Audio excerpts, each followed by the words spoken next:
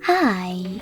In front of me is OPPO A2 and today I would like to show you how you can switch on or off easy mode.